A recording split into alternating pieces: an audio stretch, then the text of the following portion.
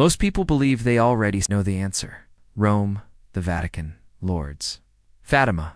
These names come to mind instantly whenever Catholic pilgrimage is mentioned. They are famous, they are historic, they are powerful. But what if the largest Catholic pilgrimage in the world is somewhere else entirely? What if it is not in Europe at all? What if millions of people walk every year to a place many outside the region never fully understood? Stay with us until the very end, because this story is not only about where the largest Catholic pilgrimage is, it is about how faith survived.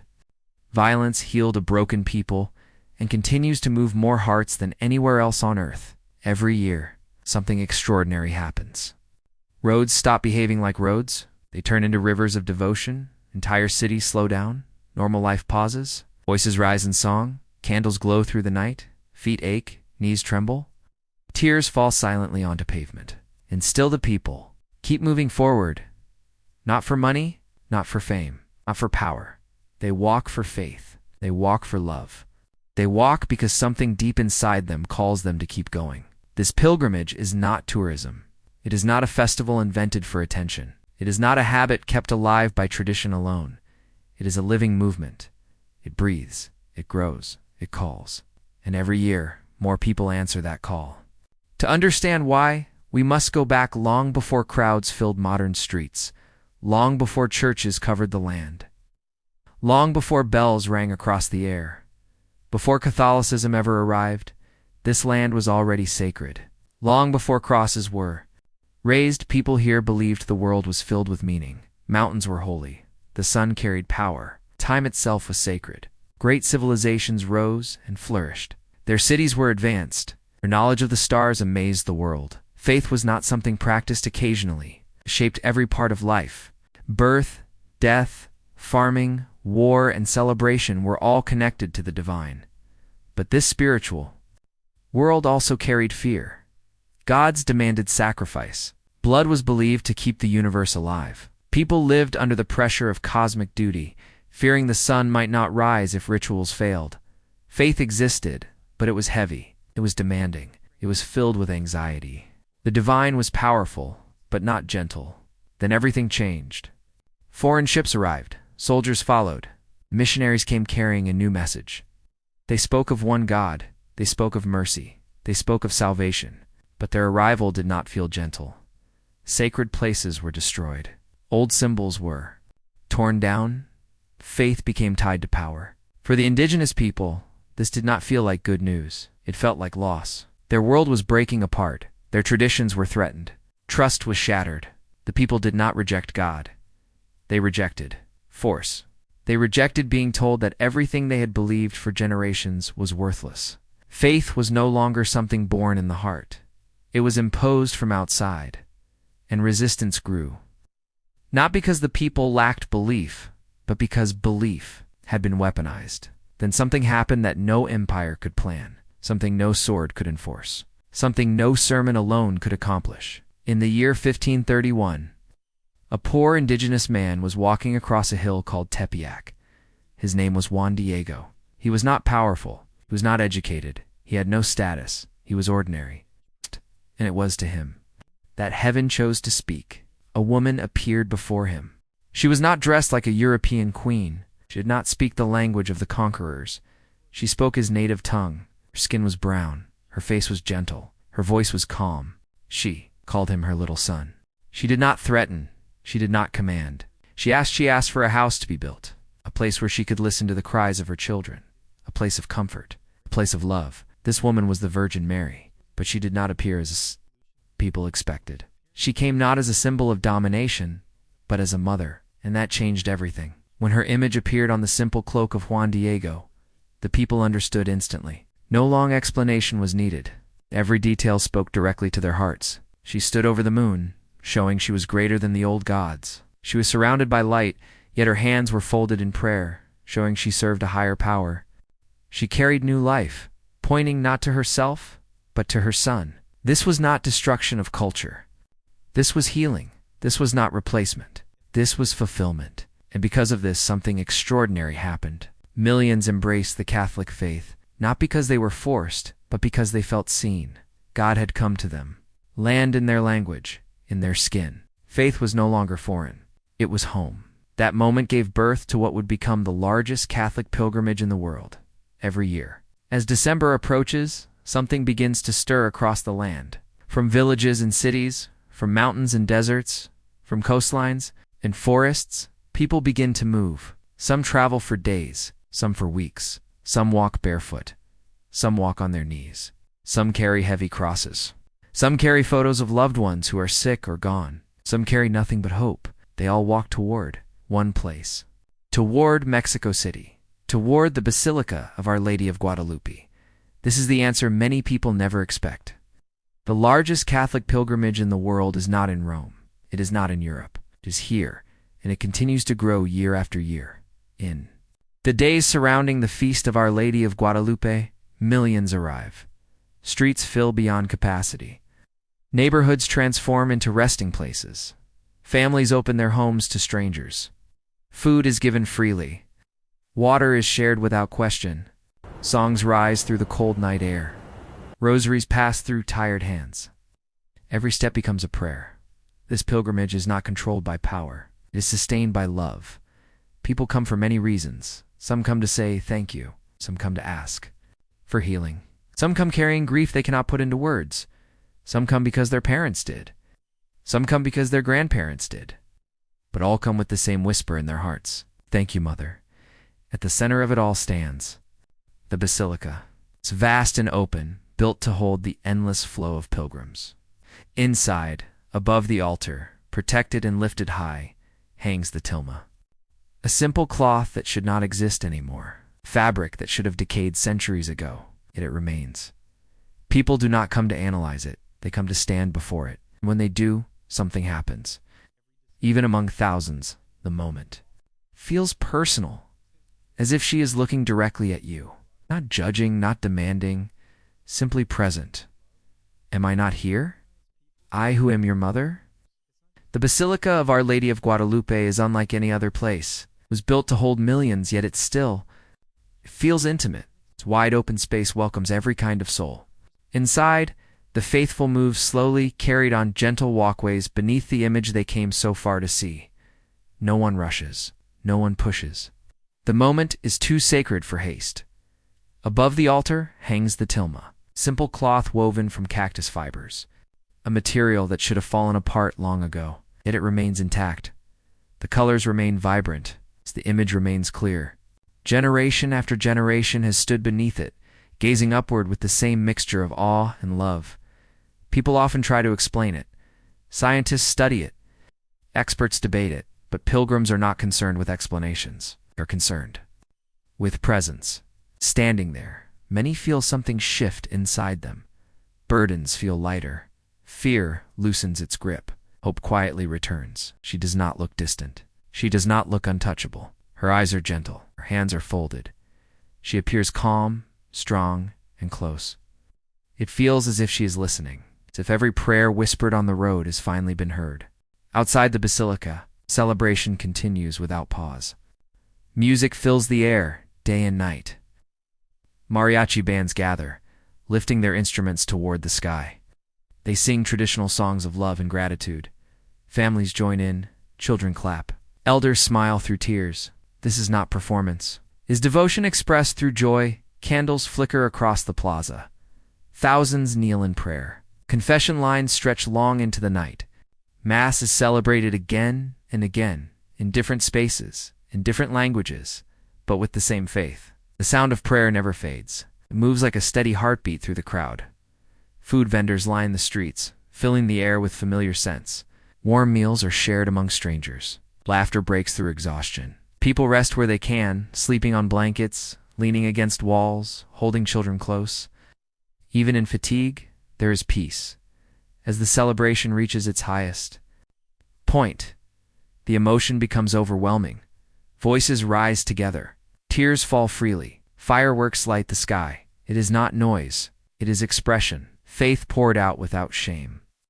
This is not a gathering built around fear or obligation. It is built around relationship. A relationship between a mother and her children. For many, Our Lady of Guadalupe is not an abstract idea.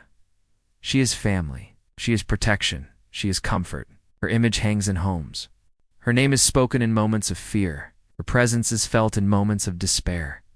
When people walk to her basilica, they are not visiting a symbol. They are coming home. This devotion has crossed borders. Every year, pilgrims arrive from other nations. Some cross long distances on foot. Others come by plane, bus, or car. They bring their own stories, their own languages, their own struggles. Yet they all recognize the same mother. Across the world, the feast of Our Lady of Guadalupe is celebrated in countless churches. Streets in distant cities fill with processions. Candles are lit in small chapels. Hymns are sung in many languages. Roses are offered. Even those who cannot travel feel connected. The pilgrimage stretches far beyond one city. Millions pass through its doors annually. This does not happen because of promotion or pressure. It happens because devotion continues to grow naturally, quietly, faithfully. Leaning on a cane, every step painful, every step worth it. There is the young mother carrying her child through the crowd, whispering prayers of protection. Is the teenager who arrives searching for meaning and leaves with peace? There is the family reunited after years of separation. There is the sinner who finds forgiveness. There is the wounded soul who finds rest. This pilgrimage does not promise easy answers.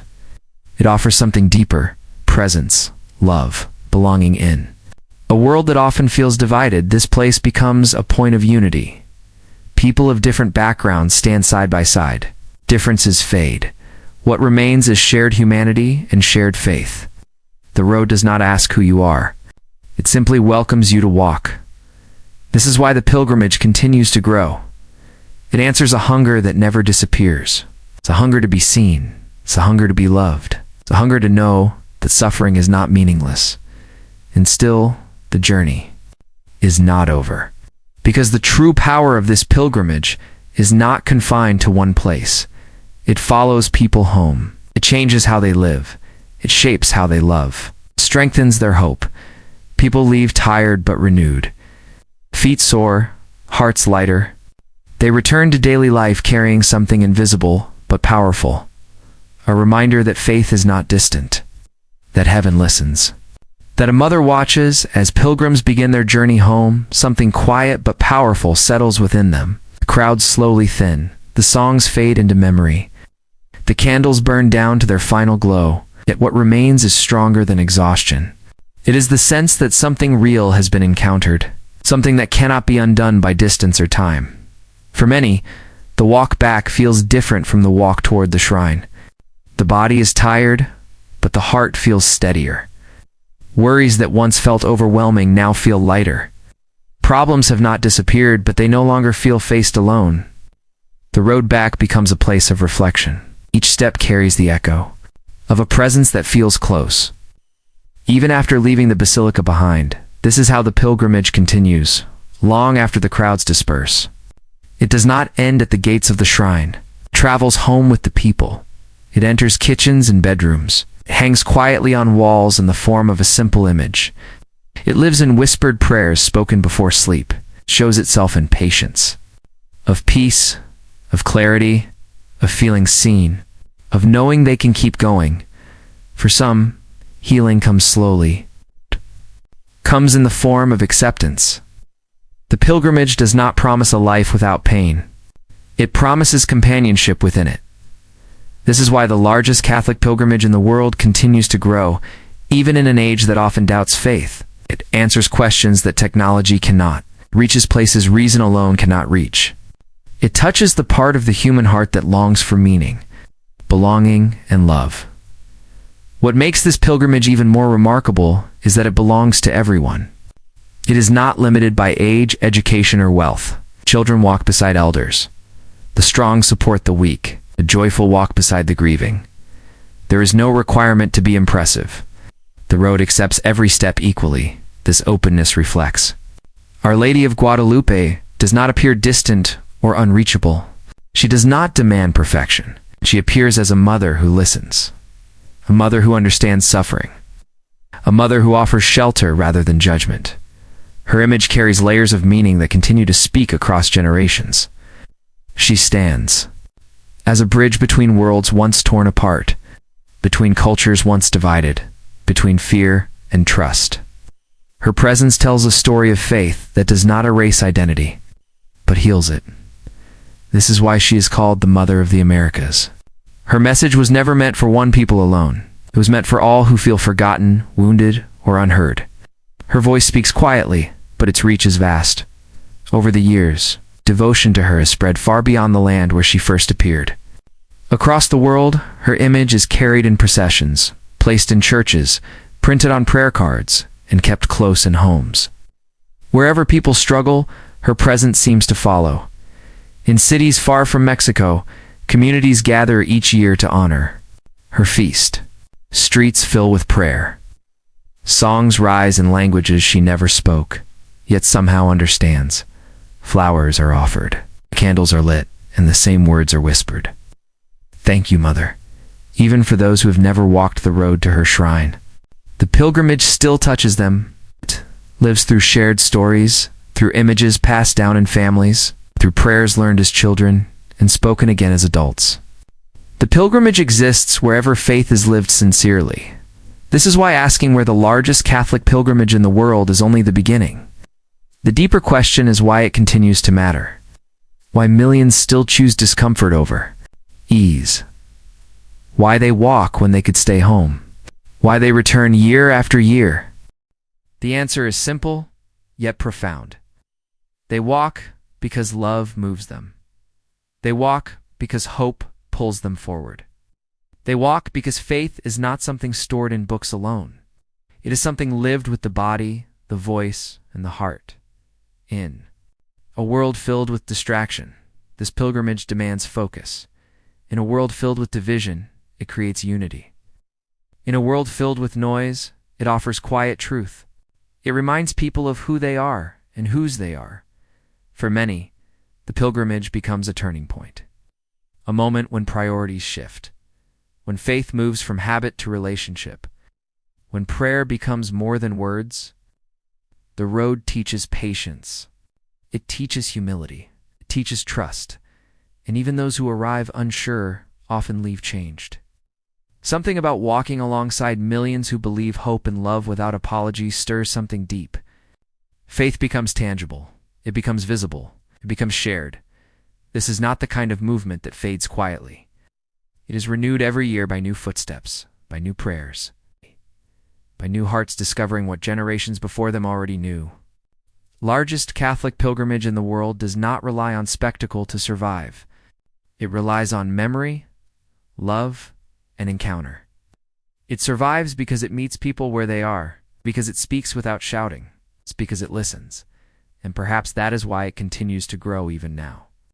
Because in a world searching for answers, a mother's presence still matters. As long as people suffer, they will seek comfort. As long as people hope, they will walk forward. As long as people believe that love is stronger than fear, this pilgrimage will continue. And somewhere, every year, the first steps will begin again, quietly, faithfully, one foot in front of the other. A promise remembered, a prayer spoken, a road leading home. Now you know where the largest Catholic pilgrimage in the world is. It leads to Our Lady of Guadalupe in Mexico City. But knowing the place is only part of the story.